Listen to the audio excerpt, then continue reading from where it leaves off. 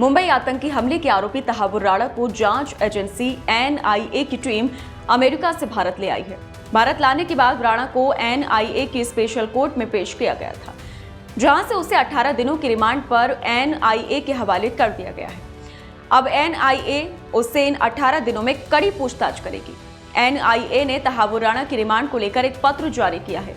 जांच एजेंसी ने कहा है कि तहावुर राणा से इस साजिश का राज उगलवाने के लिए पूरे 18 दिनों तक पूछताछ की जाएगी। इस दौरान राणा से पूछा जाएगा कि उसने हमले को अंजाम देने में किस तरह से अहम भूमिका निभाई। बता दें कि 2008 में हुए हमले में 166 लोग मारे गए थे और 238 लोग गंभीर रूप से घायल हो गए थे। वहीं इससे पहले तहावुर राणा को कोर्ट के सामने पेश किया गया है। NIA की ओर से सीनियर वकील दयान कृष्ण ने अदालत के सामने राणा के खिलाफ सबूत पेश किए, जहां NIA ने राणा की रिमांड मांगी और कोर्ट की तरफ से 18 दिनों की रिमांड मिली है, जहां पुलिस उससे पूछताछ करेगी। वैसे तहावुर राणा जैसे व्यक्ति को जेल में रखना एक चुनौती है। अधिकारियों की माने तो जब कोई अपराधी विदेश में पकड़ा जाता है और उसे उस देश में भेजने की बात होती है जहां उसने गुनाह किया होता है, तो सबसे पहला इनका तर्क यही होता है कि उस देश में इनकी जान को खतरा है, वहां पर इनकी सुरक्षा नहीं हो पाएगी। तहावुर राणा को लेकर भी यही सवाल खड़े हो रहे थे। उसका भी कहना था कि भारतीय जेलों में उसकी सुरक्षा और स्वास्थ्य सेवा से समझौता हो जाएगा।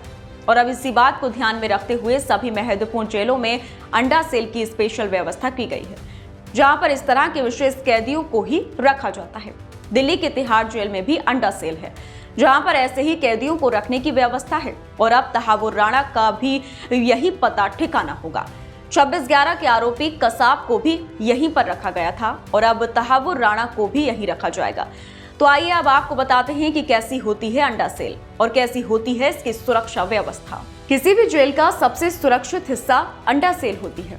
इस सेल का आकार अंडे की तरह होता है, इसलिए इसे अंडा सेल नाम दिया गया है। इन सेल में आमतौर पर जेल में गंभीर अपराध में बंद खूंखार कैदियों को रखा जाता है। इन कोठरियों में बिजली नहीं होती है, कैदियों को अंधेरे में ही रखा जाता है। सुविधाओं के नाम पर कैदियों को सोने के लिए केवल एक बिस्तर दिया जाता है। कोठरी के बाहर इलेक्ट्रिक फेंसिंग होती है, अंदर और बाहर सुरक्षा कर्मी तैनात रहते हैं। इन कोठरियों को पूरी तरह से बॉम्ब प्रूफ बनाया जाता है, यानी बम के हमले का भी असर नहीं होता है। अंडा सेल के अंदर और बाहर दोनों ओर सुरक्षा कर्मी भी तैनात रहते हैं।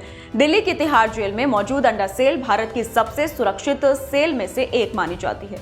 ये वही सेल है जहां 26/11 आतंकी हमले का इकलौता जिंदा पकड़ा गया आतंकी अजमल आमिर कसाब को रखा गया था।